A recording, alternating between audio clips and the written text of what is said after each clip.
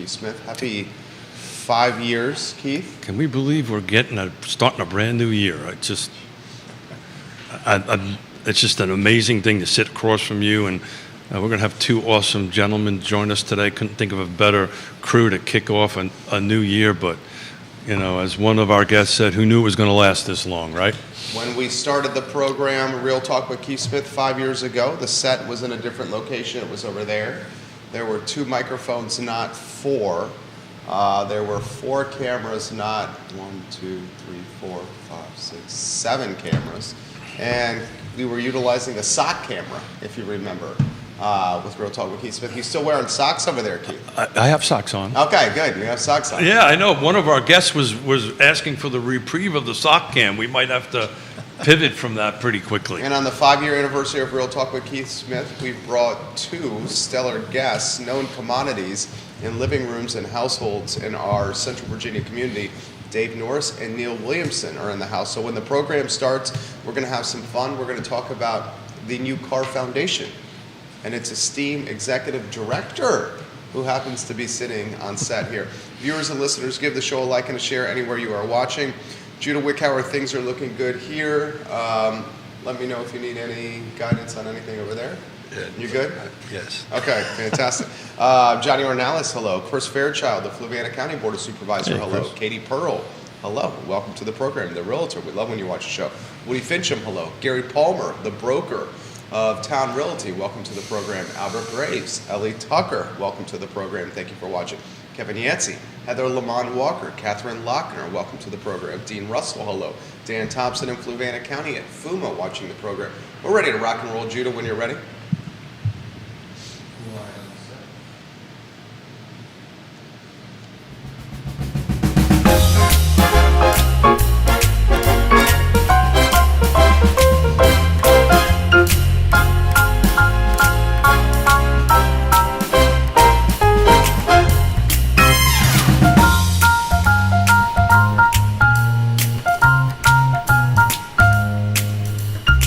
Friday morning, guys. My name is Jerry Miller, and thank you kindly for joining us on Real Talk with Keith Smith. It's great to connect with you on a beautiful Friday, the first Friday in March 2024. And ladies and gentlemen, some positive news to report here on the set of Real Talk with Keith Smith. The 5-year anniversary of Keith Smith's brainchild. Can you believe it? We've made it to the 5-year marker. There were some times where I didn't think we would make it to the 11:15 a.m. marker of that given day, but here we are 5 years later, and that is cause for celebration.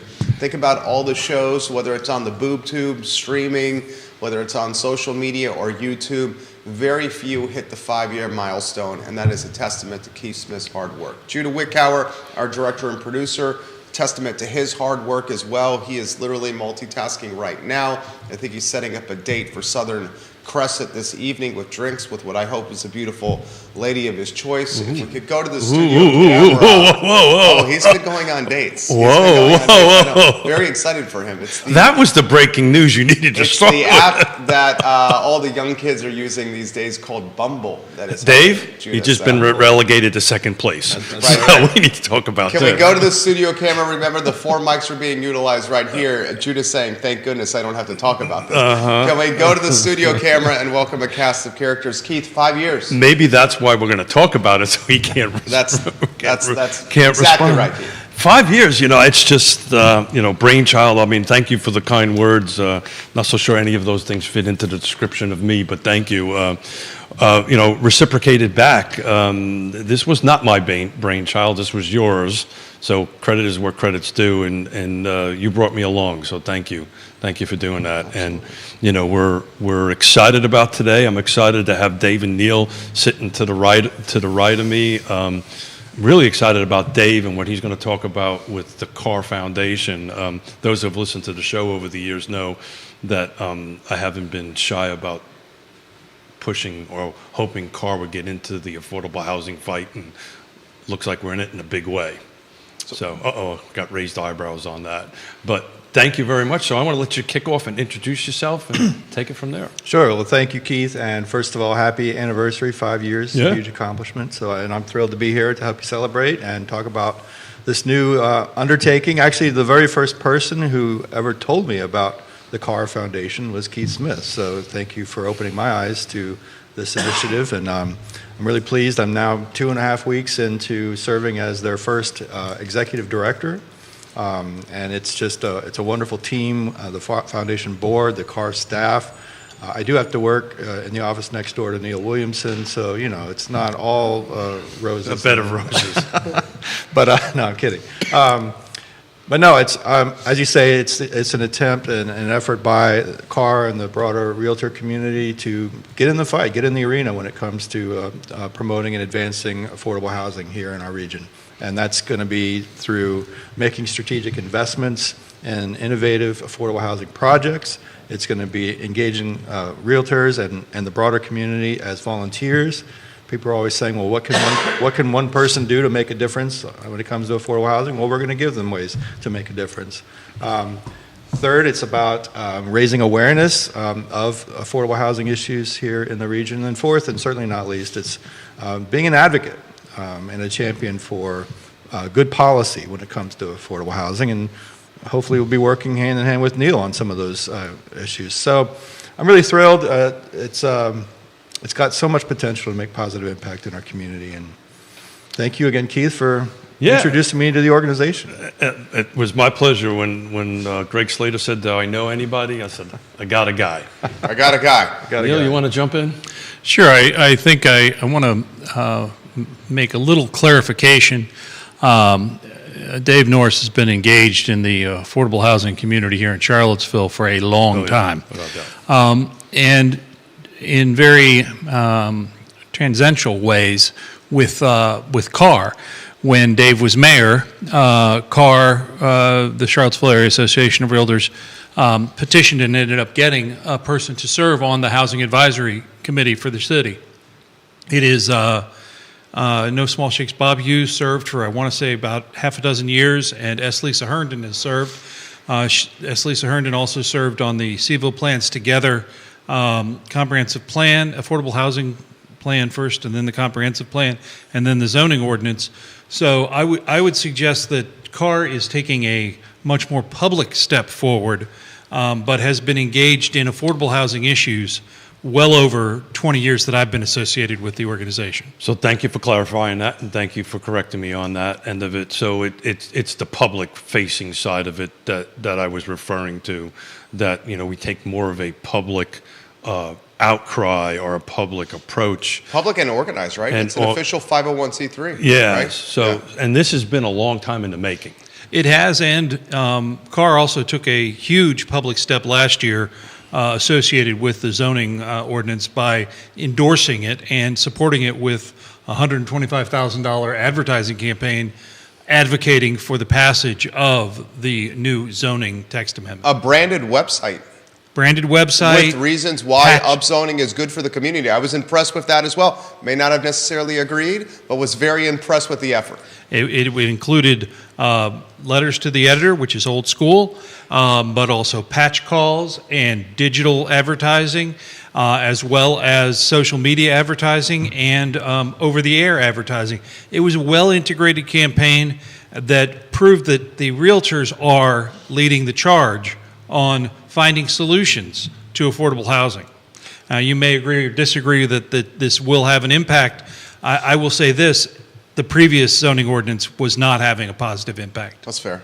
That's very well said. What do you think on that, Dave Norris? No, I totally agree. In fact, one of the opportunities that the Carr Foundation is, potentially going to be looking into is how do we now that this effort has proven successful, and Neil is he's a humble guy, but he's very much involved in that effort he just talked about. And so the next question is, how do we then help property owners, small developers, other real estate sort of professionals to take advantage of the new zoning ordinance and to make sure that it does generate additional supply of affordable housing? Because one of the pushbacks was, well, that's all well and good, but it doesn't necessarily guarantee that much new affordable housing is going to be built. The tools are there, but are people going to take advantage of those tools? And so in our foundation board meeting last week, we talked about that could be one role that this new foundation plays, is how do we educate folks and make it accessible and actually help this new ordinance to live up to its potential. John Blair giving the panel props. So- and congratulating you on 5 years. Thank you. So back on the public-facing thing, so that was the point that I was trying to make, and I fumbled the word, so thank you for clarifying on that, more of a public-facing approach on it. So is that going to be the part of the responsibility of the Carr Foundation, is to be a little bit more public-facing?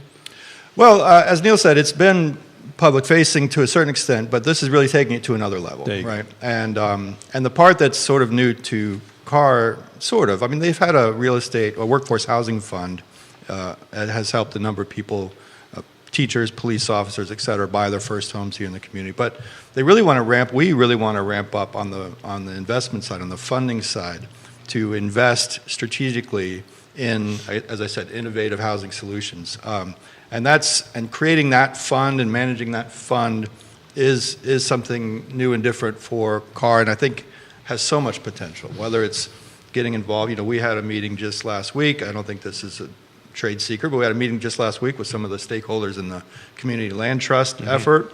How can we be part of that? How can we help more renters become homeowners, even in their own neighborhoods? You know, there's an initiative underway right now, largely thanks to Keith Smith, in the Prospect Avenue neighborhood, where folks who have been living in Blue Ridge Commons or Bluestone, Greenstone on Fifth.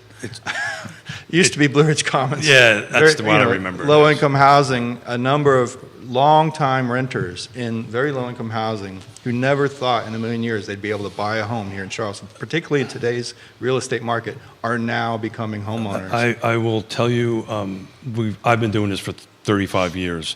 There's no greater feeling than handing a set of keys and they just in tears. Right, sure. And they're generally not in tears or excited for themselves or excited about the opportunity to pay it forward.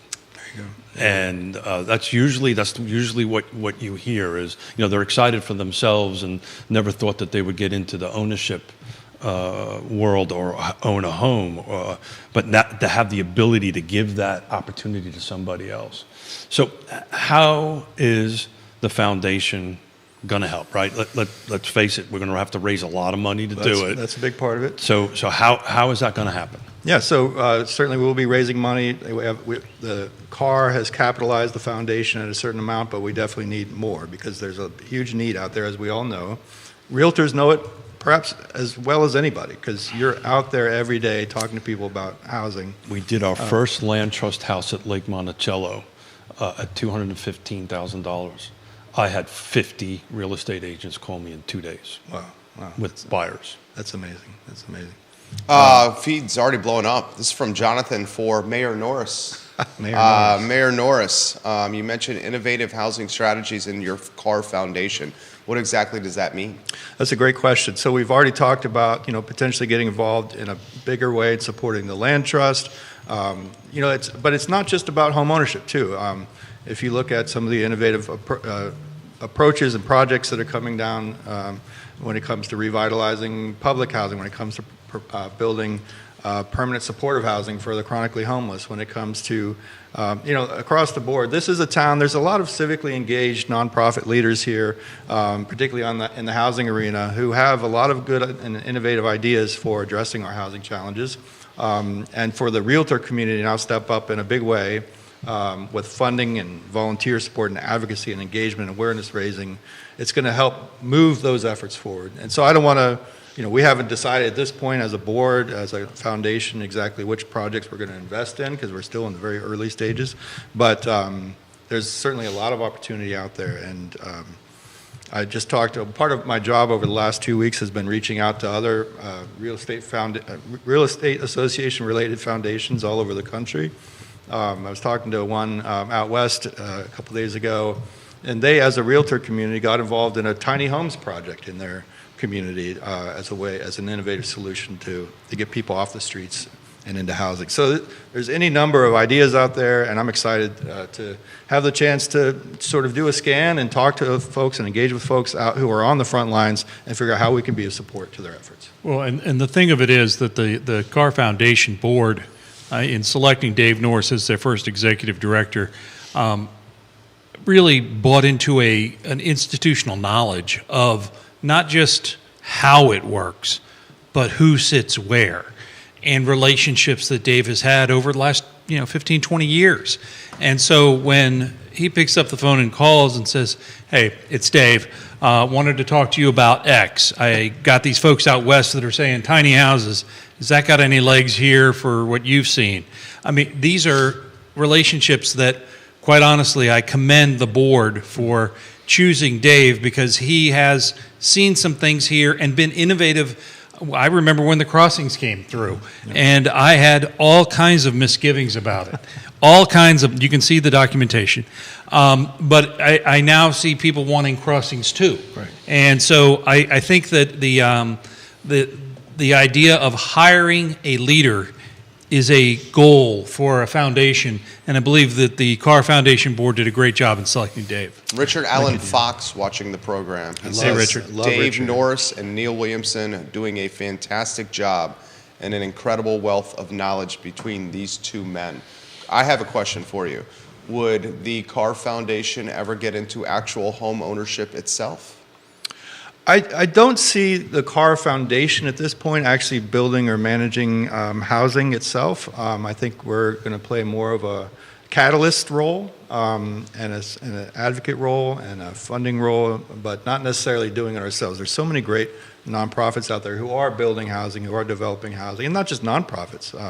It runs the gamut, for-profits, government, And so I don't necessarily see us, and Keith, you've been involved in the discussions with the foundation much longer than I have. I don't know if that ever came up early on No, and I would encourage folks to go on to the website and download the strategic plan.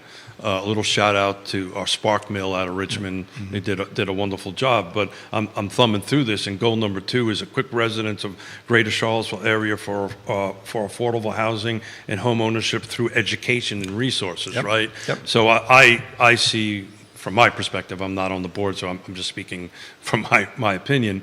I see more of an educational funding. Right. Look, there's enough. We're kind of in the nonprofit capital of the world, right? So there's enough housing nonprofits in the space to go ahead and deploy those dollars and make it work. But there are many nonprofits doing many great things.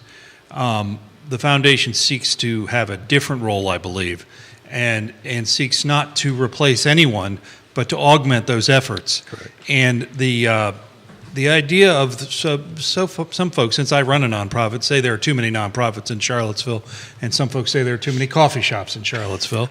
I think believe I've said it. both. I believe. I think you have. Yeah. And I believe it's the marketplace of ideas and the marketplace of ground up coffee. But I do believe that each one of those shops serves a purpose. If they don't, they go out of business. So I'm a big believer in nonprofits having a mission, having a strategy, and moving forward with that directly. In my experience, working with more for-profits, when they look to do affordable housing, they are looking to leverage 6, 7, 8 sources of funding in order to make it work. And it is really a challenge to do, and having another arrow in the quiver, because there's this guy out west who said that it's not a magic bullet. We're talking Robert Liberty, our boy. Robert Liberty needs some licensing rights revenue from Real Talk. I with officially Keith Smith. got licensing rights. I have an email that says I can do this. Ray Cadell says, that's some serious housing brain power right there. Ray Cadell, we love when you watch the program. Tripp Stewart, the real estate investor watching the show. Olivia Branch, the Queen of Keswick, watching the program. TV station down the road, watching us here on Real Talk with Keith Smith. Questions are coming in. There is no silver bullet. There's a silver buckshot. The questions are coming in fast and furious. All right, Jerry, cut to the chase. What's Norris's take on upzoning? We're 2 weeks in. Will anything amount of merit?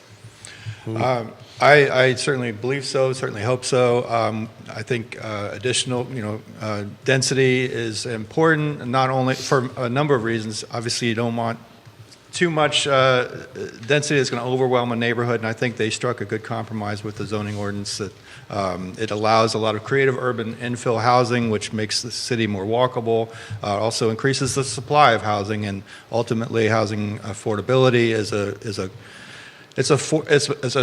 situation of supply versus demand, and we need more supply in order to help even out, if not ultimately bring housing prices down. So particularly for the hardworking families that make this community function. Bill McChesney on McIntyre Road says, fellas, you talk about tiny houses. Well, they're selling for $500,000 right now. Luke Cole, I've been Facebook DMing with him, is the listing agent for the home in Lewis Mountain, the rancher that just hit the market for $1 million. It's positioned by Mr. Cole and his seller as an upzoning opportunity. 6 potential units on this piece of property, Keith, if memory serves correct, with an asking price of $1 million. Well, it can go higher than that if you put into the affordable housing density in it. Look, If you do the affordable housing piece. if you do the affordable housing piece. Look, I'm still digging into the actual rules here. That's what's going to actually govern this and how this is going to go. We talked about this the other day. I was hoping to see the difference between a minor and a major to be 3 and over. Turns out to be only 2 residential units. That's going to put a heavy lift from a technical perspective on anybody who's trying to do over 2 units on a unit. So you're going to have to hire professional engineers. You're going to have to go through the whole site plan process as if it was a larger project. I was hoping to see something a little bit more friendlier on a lower density. But that provides the neighborhood some protection that the project that moves forward will follow the rather prescriptive setbacks and the other things. You aren't going to have someone who's doing this sketch on the back of a napkin for 3 units overstepping their bounds. I recognize that increases costs for landowners, but it also increases protection for the neighborhoods.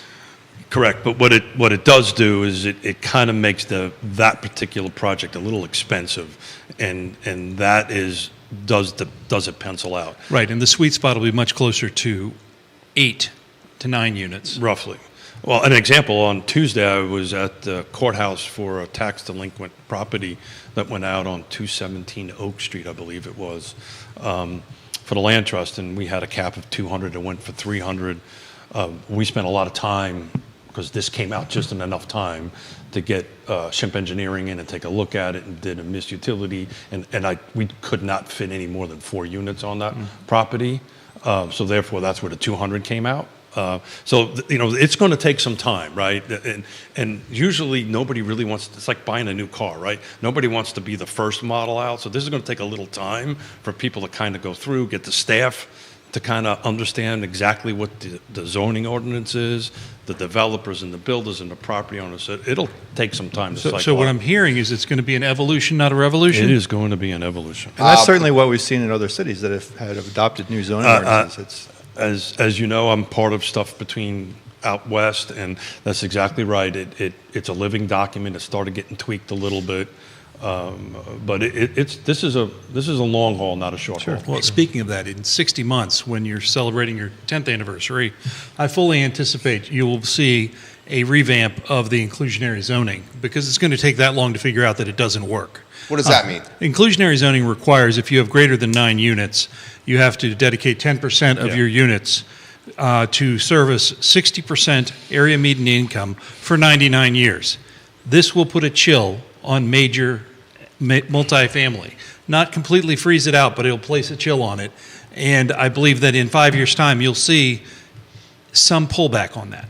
That's the reason our phone is ringing off the hook at the land trust, by the way.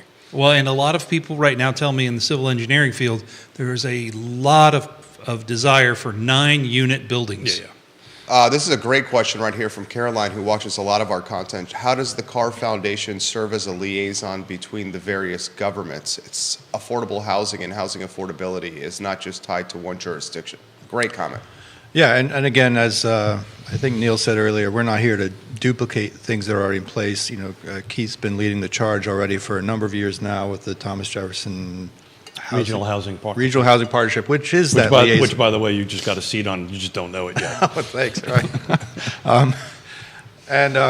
But that's essentially what I think Caroline's talking about, is a liaison. It's a group that it's a forum that brings together local government representatives and other stakeholders to sort of coordinate efforts and kind of It's built on the four pillars of what I call a healthy housing system, which is the local governments, the for-profits, the nonprofits, and the people who we serve. So you would be there as part of the nonprofit. yeah, so we'll certainly be part of that, and part of those conversations are the CAR president, Ann Burroughs, has said publicly she wants CAR, through this foundation and just in general, she wants CAR now to be at the table whenever affordable housing is on the agenda, and I'm excited to help CAR get there. So.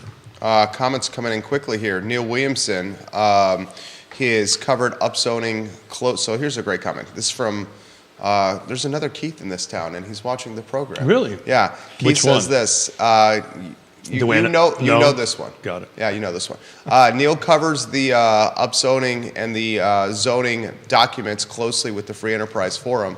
Can we unpack this more and how this applies to actual development in real time and create tangible results as opposed to just fodder for your talk shows, Jerry? Well, in real time, it will take about 24 months to 36 months before a significant project works its way from the concept phase to application all the way through. That is unfortunate and is reality. Until then, it will be fodder for Jerry's talk show. I know, it's been great for the talk shows, I'll be honest here. It's been great fodder. Do you want to touch on any of that, Dave? No, I mean, I think Neil's been much closer with the zoning issues than I have, and I think he's exactly right. But again, not to repeat myself, but this ordinance provides a tool, right? The question is, and it specifically provides a tool to potentially generate more affordable housing. The question is, are people going to utilize that tool? And So- that's where I think the CAR Foundation can play a role. Yeah, so we're moving from a hand saw to a circular saw, right? And it takes a little bit of time to actually learn how to use a circular saw and get the skill to go ahead and do that. And Neil's 100% right. I mean, I think you'll see, and I've said this before, the low-hanging fruit. This is going to be the duplexes, the auxiliary dwelling units. There's a whole utility component of this that we haven't really dug into on how that process is going to work. But it's going to take time, and folks are going to try to get through some of these 8s and 9s and 6s just to see how this process works. And I use the word tweak, but it will be ratcheted one way or the other. Lloyd Snook said that very thing sitting in your chair. This is a great question. Neil, why don't I throw this to you here? Can the CAR Foundation help bring potentially the University of Virginia to the table with helping with housing affordability? I'll add or piggyback this. Michael Payne has been more vocal of late with the pilot, the payment in lieu of taxes idea that we've seen with other university or college towns that have the endowment that UVA has. For example, Harvard, Cambridge, and Boston come to mind. Anywhere you want to go on that topic? Well, I think I do not carry water for the university, number one. And I did not get into the university, and I'm still bitter. But Where'd you go to school? I went to school in Southwest Virginia. Okay. The Radford University. Radford Okay. University. The idea of pilot really focuses on private universities much more than public universities, and I believe that the president has a very good point in that regard because they are a state-funded university. That being said, over the last couple of days, I've been trading emails with Pace Lockney from UVA, who is heading up their affordable housing initiative. They are doing some pretty exciting things with 3 different sites. I want to say it's up to 1,500 units. The Discovery North Fork Research Park just got a rezoning, passed through the Board of Supervisors 3 weeks ago, and that will include affordable housing. Tim Rose, the longtime president of the UVA Foundation, said he really wants to do more than what is currently the county minimum of 15%, but that's what the rezoning has to go forward as until they line up a lot of other things. So I firmly believe you're going to see UVA, which is a completely different place than where they were 5 years ago. This is I have had conversations with the top people at UVA. Keith goes to these closed-door meetings with members of the UVA staff talking about actually providing land for affordable housing. This is a whole new day under President Jim Ryan than it was under the previous administrations. And it wasn't me. It's a regional housing partnership, and it took about 10 years to get UVA at the table. And we're much like Real Talk at its 5th year anniversary. Regional housing partnership is awfully close. Dave, you want to jump in? I just want to echo what Neil just said. You know, when I was the mayor here, I had a meeting once, I'll never forget it, with a very senior UVA official who said to me to my face, Charlottesville's problems are Charlottesville's problems. You know, and we're here to educate students and do what we do. You guys take care of what Charlottesville needs. And I think it's completely changed, as Neil just said. It's an absolute 180, and you know, you do have 1,500 units coming. The 3 projects are now defined. One has just been rezoned, so that has been lifted off. When you start joining us at the Regional Housing Partnership, you know, UVA is at the table. Senior leadership is at the table and having that conversation. They are public meetings. Sometimes somebody chimes in on that, a little gentleman to my right who does seats available all the time. Somebody has to go to those meetings. That's right. Well, then the other thing I will give UVA credit for is there were multiple out-of-state developers that were trying to get the bid, so to speak, to be the lead developer for at least the first of those 3 First projects. two. First two. First 2. And UVA said, we want a local partner to be in the lead role. So Piedmont Housing Alliance, I'm not breaking any news, this has all been Yeah. public, but Piedmont Housing Alliance is now in that role. And I think So- that says, I was on those committees, but I had to recuse myself because once Piedmont came in, which connected it to Land Trust, I said, look, I need to recuse myself from these discussions. But it's important to note that I always have this pushback about local versus out of town, et cetera. It was a competitive bid process, and they chose the best bid. It happened to be local. That was probably a plus, but it wasn't a prerequisite. Love using that word. Well, part of the Prerequisite. requirements, Neil, was their ability to engage with the local community, Yes. right? And PHA is definitively suited better than that than some outside firms. I would agree that put a strong Yeah. plus. However, Was there not. are other elements to the proposal that had to be considered, and it was a competitive environment.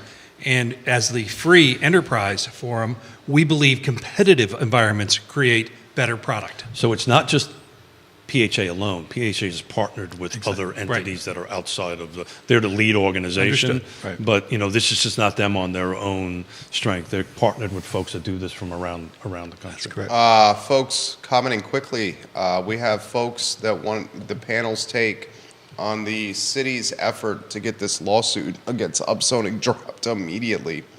This one's come in. This is a good one. Can the panel offer its take? Maybe I'll throw this to Neil to start. Can the panel offer its take on city buying land in the area and becoming in the ownership business of real estate? Let me first start with the lawsuits. There is no one in this community that loves when citizens sue government more than me. I don't care if the lawsuit has a basis. We live in a place of checks and balances. That's how our government works. City Council and with their attorneys believe they've done the right thing. Good. Citizens believe they haven't. Okay. Where do we go to solve that problem? We go to the courts. That is how the system works. So I applaud folks that bring government bring in government accountability through the courts. I think that's great. That being said, the idea of the city buying land, I think we need to look across the country at options, including land trusts and land banks, and how that works and works well, and how we've proven in certain areas it doesn't work and doesn't work well. And over the late 60s, early 70s, there were some huge problems that we built ourselves. And I think we need to learn from those lessons, because if you don't learn from history, you're doomed to repeat it. There are a tremendous amount of discussions, and Dave will chime in because you're probably part of them at one point, of developing the land bank concept. But this one tax delinquent auction I was at was the first one in 7 years. So the likelihood of having a lot of property in the city of Charlottesville to put into a land bank from that perspective, it's not huge. Richmond has anywhere between 3,000 to 4,000 at any given moment that are either vacant or tax delinquent. Well, I mean, the last year they've purchased two fairly or are about to purchase one and then have, is it under contract, Wendell's on High Street? I mean, two fairly prominent parcels of land are about to go under the city's purview. High Street, Wendellwood by the Rivanna, and then the Avon Levy. I don't think those are providing, especially not the Wood property, affordable housing options. No housing. Yeah, they're providing no housing. They're going to be, that's going to be converted into a park. So back to the silver bullet versus silver buckshot kind of thing. This is all these different pieces of the puzzle that have to come together to go ahead and make this. The nonprofits, the foundations on it, the private sector, the public sector, to go ahead and build that. I've publicly said I think the land bank should be in the purview of the Regional Housing Partnership, not either a land trust. And I, as the chair, have publicly talked about that. Or even the city, where it goes to this third party where different counties can put properties in and they can go ahead and manage it. That's my opinion. Yeah, I think the most successful land banks and land trusts in the country aren't necessarily, government vehicles, but the government can certainly play a role, and it should be, I hate to use this trite phrase, but it should be a public-private partnership because the concept is sound. Like, how do we? And that's the purview of the Regional Housing Partnership. You can carve off a PPEA and kind of do that. Interesting point, the Maggie Walker Land Trust in Richmond is actually the land bank for Richmond, Henrico, and Chesterfield, I believe. And that's a nonprofit. And that is a nonprofit. How about the model that Keith and Anthony of Woodard Properties have put together with the Fifeville Neighborhood Association, bringing a project to market? Is that a model that can be scaled or utilized by the Carr Foundation as a proof of performance, if you may? You're talking about the Cherry Avenue project? Yeah, and again, the Carr Foundation itself wouldn't be in the business of owning or managing or building and developing property ourselves. Again, we're playing in more of a catalyst role. We will be playing more of a catalyst. But I would say that model, I think, has a lot of potential and a lot of promise. And it's the idea that you had a project in the heart of Fifeville on a very prominent corridor that could have been a huge sore spot for the neighborhood, for the city at large, and they worked it and worked it and worked it and came to a resolution that seemingly everyone's happy with, which in Charlottesville is very unusual. A shout out to Keith and Anthony. I personally was trying to buy that property for years to bring it into the land trust model. I just never raised the $4 million or whatever it was. Chris Kabash, friend of the program, had that listing for an eternity. Yeah. And so, hats off to them. I've had conversations with them and working with the PHA and the city to go ahead and move forward. And it'll be a very interesting project when it starts going vertical. Neil, you want to touch on that one at all? I think each development team brings a different flavor to projects they move forward. There are times when the resident-driven projects take a lot of time to make happen. And you can understand why there are certain times that doesn't work. But there are other times when it does work that it's magical. And so when I think back to when Habitat acquired Southwood, think of the hurdles they jumped and the millions, literally millions of dollars that they got from government to make that happen. That was a catalyst. The government money was a catalyst to make that happen. And there were performance agreements that quite literally, and I hear people all the time say, well, nobody's going back to check. Not true. Yeah. The checks on these performance agreements that Habitat's putting forth, and folks, before I go too far, Habitat is a developer. Habitat is a charity and a nonprofit doing good things, but they are a developer. And they have a performance agreement, and it's being enforced diligently by the city and the county to meet the performance metrics that are required in order to achieve getting the monies. They got $1 million from each of the city and the county in order to move this forward. So I think it's really important to recognize that those things do take time. And as I mentioned, there are always layers of funding. And I see the Carr Foundation coming forward as a new catalyst. If I can get that, that'll get me over the hump to get to the next phase of this development. And then I have a commercial part that may be at market rate to subsidize the below market rate, that the funds from those commercial ones, from those market rate units, help fund the next next phase. So I think this is a innovative time for the foundation to be taking wing. So, if you don't mind, Dave, I've made multiple comments about, the nonprofit capital of the world. That being said, the project that Habitat has done has never been done in the United States by any Habitat organization. So our little town of Charlottesville, our little region of Charlottesville, and I have these conversations with folks out west, are on the map that, Habitat really, and the developers, but they really took the bull by the horns and are doing a project now. Other habitats around the country are trying to emulate, so. Yeah, and they actually beta tested it down here Right, in yeah. Carlton, Belmont Carlton neighborhood with the Sunrise community, Right. which was the very first mobile home community, I believe, in the whole country that was redeveloped without any displacement. Again, that was sort of, they created a model there that now they've blown up. They took it to scale. Took it to scale. And, I hear people say, well, some of these homes over in Southwood are going to be selling for hundreds of thousands of dollars, but that's because You want me they've to tell you? created, Yeah. right, but that's because they've created a mechanism and a sort of a formula that's not entirely dependent on the public purse, but if they can internally generate some subsidy, that helps to bring the cost of the other homes down. It's, I think, a very effective way of helping to provide for more affordable housing. You want to add to that? No, I just wanted to get out the point that, for our little region, we are in the center of this fight as far as density goes, as far as zoning goes, and as far as nonprofits go. The Land Trust, which I chair, we brought a concept I have out to Seattle that has actually been implementing using auxiliary dwelling units as rental units. And I don't want to get into the maps of it, how that works, but that now, because of this, can be done in our region. This is a good one for Dave, right up your alley. Grayson, watching right around the corner. He lives in North Downtown, watches all our content. Does Dave think the current council is the most open or receptive to housing affordability that he's seen in his time in Charlottesville? That's a great question. I think they've been, generally speaking, very receptive, very supportive. If you look at the amount of investment each year in the Charlottesville Affordable Housing Fund, it's on a per capita basis. It's one of the most robust, if not the most robust, local government housing funds, certainly in the state, if not beyond. And this council has consistently supported that. When we created the Affordable Housing Fund during my tenure, it was, a couple $1 million.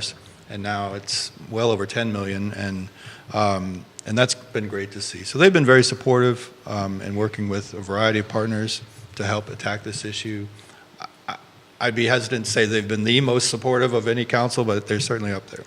I might add to that I think that when you do such comparisons, you've got to remember the Pocahontas rule. Oh, the Pocahontas rule. Now, you know the Pocahontas rule? I don't know the Pocahontas rule, but I do. can't I've wait read to it. learn it. I've read your Pocahontas. The Pocahontas rule is you can't step in the same river twice. Oh.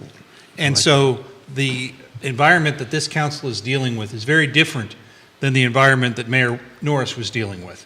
And so I think you have to take everything understanding that it is a different time. The cool thing about the Free Enterprise Forum is that on any given day, you'll see many pop culture references. Like on the homepage right now, I'm seeing the Lorax, Mr. Rogers, the Soup Nazi, a reference to Star Trek, the Greene County Treasurer resigning with her photo notice over that Greene County. I mean, that this picture is great. from Star Trek is one of the few pictures you'll see of Scotty wearing Judah's red shirt. I see that. In fact, Judah now has got a smirk on his face and appears to be going to the Free Enterprise Forum for a new absolute unique visitor on his Google Analytics, which is very exciting. Well, Columbo is on here. The other thing about the Free Enterprise Forum is if you ever want a real just check out Neil Williamson's socks sometimes. So it's pretty spectacular. The sock cam really did die an early death here at Real Talk. I'm on the I Free know the Enterprise executive Forum every producer. day. We'll work on it for you. Yeah, you are the executive Oh, producer over there. okay. What numbers are you actually crunching over there, Keith Smith? I'm crunching on how The habitat? No, I'm crunching on if I buy a piece of property in the city of Charlottesville and put 3 units on it, what is it actually going to cost us? So I'll let you guys chat for a minute and we'll talk about it because I want to round it back to exactly how much money you really need to raise. I want to throw a personal question to the viewers and listeners. Erin King, welcome to the program. She's watching over at Feast. Thank you kindly for watching. Jeff Camrath, the car wash. Is it Impresario? Is that the word? He's watching the program right now. Lisa Costello on Cherry. Randy O'Neill is a blast from the past. He's highlighting some history, which I won't get to with Dave. Lottie Murray, welcome to the broadcast. Thank you for watching us. Jeremy Rose watching from the Jeremy Rowe Agency. This is a question that I'm going to highlight personally. 2022 HUD median income per household, $123,300. When the 2023 numbers come out in April of this year, it's going to certainly be higher. We learned from Weldon Cooper that the surrounding area around Charlottesville is all upticking in population.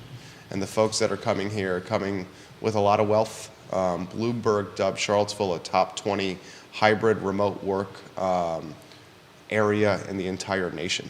So how do the affordability efforts, and you guys are doing yeoman's work here, and I applaud you, how do they keep pace with, lack of a better phrase, the free market or capitalism and the wealth that is just coming here so quickly, guys? Well, I'll just say first, and I'll hand it over to our free market specialist here, but you have to be intentional about it. The market itself is not going to just generously provide affordable housing, especially deeply affordable housing. And so that's where you have to be intentional in bringing stakeholders together, bringing partners together. Neil said quite accurately, it often takes 8, 9, 10, 12 different sources of funding to make an affordable project happen, affordable housing project happen. And if you're not intentional about it, if you're not working on it every day, like Keith's been working on it with the Regional Housing Partnership and the Land Trust, it's just not going to happen on its own. And as I said earlier, to a certain extent, it's a question of supply versus demand. And so we have to increase supply of housing. Neil has a great quote, which I cite all the time, about we need housing at all prices. I'm paraphrasing. More housing everywhere for everyone. There you go. So Hashtag. hashtag. But when you talk about, for instance, the crossings never would have happened through market forces. It just wouldn't have. And so that took, but there were market forces involved in it, but it took a lot of partners coming together to make that project work. And I do think we can continue to make an impact. It's never enough, honestly, but we have to keep trying, because, again, otherwise we're going to become one of those cities where the people that do the hard work, I say this all the time, the people that do the hard work of making the city function, making this university function, won't be able to afford to live anywhere near here. You almost have to fly to qualify now. Right. It is true, and the market shouldn't be the one to handle deeply affordable housing. If the community has a desire to have deeply affordable housing, the community should be paying for it. Well, and I think the community does. I agree, and they're putting money towards it. Yeah. They're doing so privately through the foundations and through the nonprofits, but the market forces don't. Now, if we had a realtor who had been in this business for like 30 years or something, Maybe since 1987? maybe, they will tell you that sometimes you see wanna call product mix change. Literally, right now, in new product, we're seeing, especially out in the Crozet area, Over-unders. a lot of over-unders and townhouses coming on because that's where the market's going. Yeah. And that is what the market should be doing. It is dealing with those things that the market can deal with. The When you- market adjusts very quickly. very quickly. And when we had that time of great unpleasantness, you saw the builders that survived made changes on the fly to their product mix. And I'm a firm believer in the tapestry, in the quilt of different products to serve all kinds of incomes. And if you get in on on the housing ladder in an over-under situation, 2 over 2, you could be there 10 years and all of a sudden have a great amount of equity to get to the next step. Well, that's what's happening. If you we'll probably talk about this next week. I'm going to focus a little bit on new construction, but you're seeing, in Albemarle County, and particularly, townhomes are like It's been a complete flip. It's been a complete fit. 5 years ago, you couldn't sell a townhome. Now everybody's doing it, but it's a cost thing. So as you guys were chatting, I did some quick numbers on a listing that came in today on 714 South First Street. For $300,000, I rounded it up a little bit. Super tiny lot, 0.09. So looking at it real quickly on GIS, you could probably put 3 units in that. That includes demoing the existing unit in that. You have to bring about $800,000 worth of subsidy to make this work, because you cannot sell those units over 200 grand, and otherwise you blow past the 80% or the 60% that you're trying to do. So back to your point that comes from very different sources. If I donate $100 to you, that's $100 that goes to help this, right? Jerry generates $100 to somebody else. It goes to that. And as a nonprofit, we're start looking to everybody, government and also private sources, to go ahead and do that. But that's a huge, heavy lift. I mean, you've got to bring 600 to 800 grand, probably closer to 800, to produce 3 units. That's a lot of money to find. A lot of money to find. Yeah, and that's where sort of doing projects at scale is. But this is only 3. I don't consider that scale. No, that's No. my point. It's Yeah. like we need more. Yeah. So. What are some examples of fundraising efforts you're going to utilize? Well, it's funny you ask, because we haven't had our first meeting yet since I've started of our fundraising committee. I'm meeting with the chair actually right after this, so to get that ball rolling, to start mapping out what the fundraising strategy is going to be. Right now, again, it was capitalized by some monies that CAR had raised many years ago for the Workforce Housing Fund, and as those monies have rolled back into CAR, that's the initial capital they've used to sort of seed funding for the foundation. But part of again, I've been talking to foundations all over the country, and they've given me lots of good ideas for ways to raise money, whether that's through corporate sponsorships, grants, fundraising events. A lot of them have a little statement or a little what's the word I'm looking for? Sort of on-bill, on the dues statement for the Correct, yeah. members of CAR itself. And CAR has 1,300 members between real estate agents and affiliates and et cetera, and give them an opportunity to be part of the solution, and on their annual due statement be able to designate a certain That's amount a of money. very easy fix. Very Exactly. low bar. Right, very low bar. And in one of the foundations I talked to, they get 85% of their revenue every year from just on-bill designations. Wow. And now that you have that, this land trust thing that Yona and I are listing and selling, we gave back our commissions Right. to help the buyer of this unit not pay closing costs. Right. And most real estate agents that I know, if not all of them, if given the opportunity, will donate, will help, because they're trying to do the right thing. So Right. giving them that opportunity is an excellent step forward. How about this question for Neil? What are your thoughts on Natalie Oshrin, Counselor Natalie Oshrin's comments about the road diet? Well, first off, I want to say Natalie Oshrin did prove to be the swing vote on what I consider to be a no-brainer decision. Back about now a month, it seems like, when the zoning ordinance was passed, they asked, well, what are we going to do with the applications we have in hand? And they said, staff's recommendation was anything that came in before August 31st, which was the first date they advertised the public hearing for the Planning Commission, and then they would be considered under the old ordinance. At the time, Councilor Purrier said, what's the staff recommendation? That's what I want to do. The vote was 3-2, and that was what was going forward. There are 6 or 7 applications that are in that, between the time of that advertisement and the enactment. By the way, the ordinance changed dramatically. I don't know how you expect a civil engineer to meet an ordinance that does not exist. So there were going to be legal challenges, in my opinion. Council took up the issue again, and Natalie Oshrin was the swing vote, saying, no, it should be the date of enactment, which was December 18th, which makes perfect sense to me. And I applaud her for doing so. With regard to the road diet, there are parts of it that make sense and parts of it that don't. There are key corridors in Charlottesville that need transportation to flow well. They don't need to be choked down. That being said, there are neighborhood streets that don't need to be 4 lanes. And so there's the opportunity to utilize that right-of-way for protected bike lanes and sidewalks.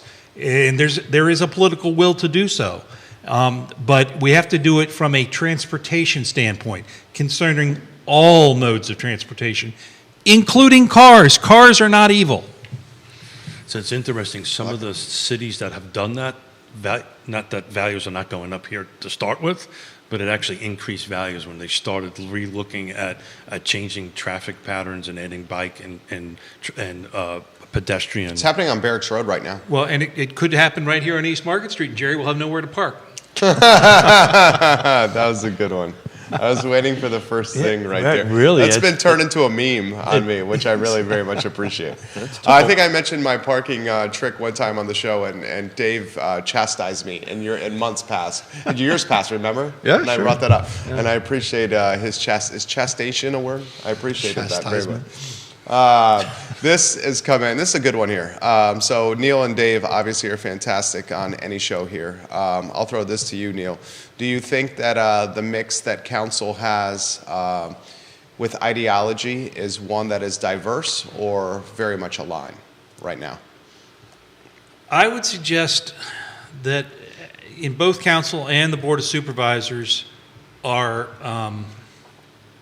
aligned but different. There's a spectrum. Okay. I firmly believe that Lloyd Snook and Michael Payne agree about a lot of stuff. But there's probably some pretty core stuff on the either edge that they are disagreeing about. And if everybody agreed, wouldn't that be horrible? That would be horrible. We should have different ideas, and we have a marketplace for ideas. Yeah. And that's what council does. And it certainly provides good fodder for talk shows. You have plenty of material to work with here. I know, it's very nice. Keeps the hamster wheel's moving over there. Look at that. A little slow. I got one tiny little Look at hamster in that. there turning around. You know, I've done it on the show with Lloyd sitting next to me. A shout out to him again. You know, he took a ship that was kind of faltering and put it back standing forward and going forward. So that, you know, I applaud him for that. But that vote that Natalie took was a very interesting vote. It told a lot to me about how I think this city council is going to go forward. And real quick, for those who are not developer geeks, why was this really so important from a developer's perspective? Well, from a development perspective, it changed if it went through these 6 or 7 properties that had been gone through the engineering and all of the process of getting the project in front of the city as an application, would have to go back to the drawing board and rework all of the numbers based upon the new ordinance, which would include, and this is why Mr. Payne was so in favor of it, 10% affordable housing. And so it really did, in Councilor Payne's view, cost the city affordable units to make that determination. My view is different, but that's okay. And in the end, it was a 3-2 vote with everyone voting the same, and Natalie being a new person there, ended up voting with Juan Diego Wade and with Brian Pinkston. It would have. Or actually, I think it was, I can't remember who the third vote was. I just was put back on my heels that Natalie voted on it. That was something I didn't expect to see. But I was taking it from the approach of that's going to be kind of indicative, I think, of how the city council is going to go forward. In addition, in a meeting this week, sorry, I don't want to do acronyms, the Metropolitan Planning Organization, MPO, meeting, Ms. Oshrin Councilor Oshrin participated remotely. And you have to say why you're participating remotely. And she said, because I couldn't get out of work early. Isn't it nice to have people that are Frankness. actually working Yeah. on council? I mean, we have lawyers, we have others. I mean, I've seen many times Brian Pinkston's taking Zoom calls in his car so that he can take a coffee break from his real job. Too often we have put these positions of city council and board of supervisors in only the retiree can do it. I will say city council seems to have folks on council mainly that are working jobs. They do now, Albemarle yes. County is different. Albemarle County is more retiree. Even the current council, I mean, Jim Andrews is retired, right? Yes, Diantha McKeel is now retired. is now retired, and Malik. But if you look at the current council in Charlottesville, all 5 are working. Yes, that's true. Yeah. But we haven't always had that. That's and, true. And I think that sometimes we default to the lawyer model, which I love lawyers, I'm not one. But too many lawyers, not always a good thing. There you go. Back to those 6 or 7 applications, they ran the risk of not happening at all because Yes. this is hundreds upon hundreds upon hundreds of thousands of dollars. I know most of them. But I think if you sit down and had a conversation with them, I think you'll get you affordable. Just need to have a conversation with them. An exciting go ahead, Neil.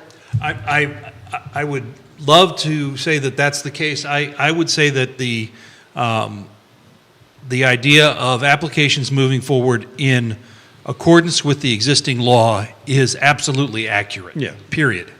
I've been doing this for a long time. I've never heard that before. It was the first time I ever heard the moment that it was became law is when the first day starts. Anything that's in the system, and again, that's usually how this works, right? If you see something coming down the road, you want to get it in there, get your site, get entitled. The rush to the courthouse. You rush to the courthouse and you get it entitled, so it doesn't have to change. Mr. Norris over here has a fundraising meeting on the very near horizon, so why don't we offer some Sure. closing thoughts for the panel? Dave Norris, the newly minted Executive Director of the Carr Foundation, the show is yours.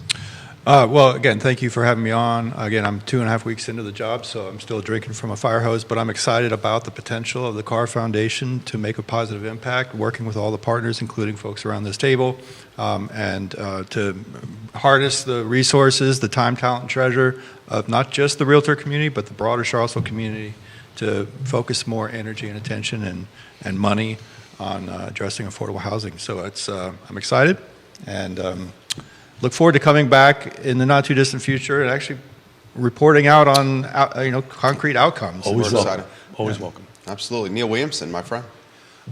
Folks, I start January every year as a fundraising year at 0.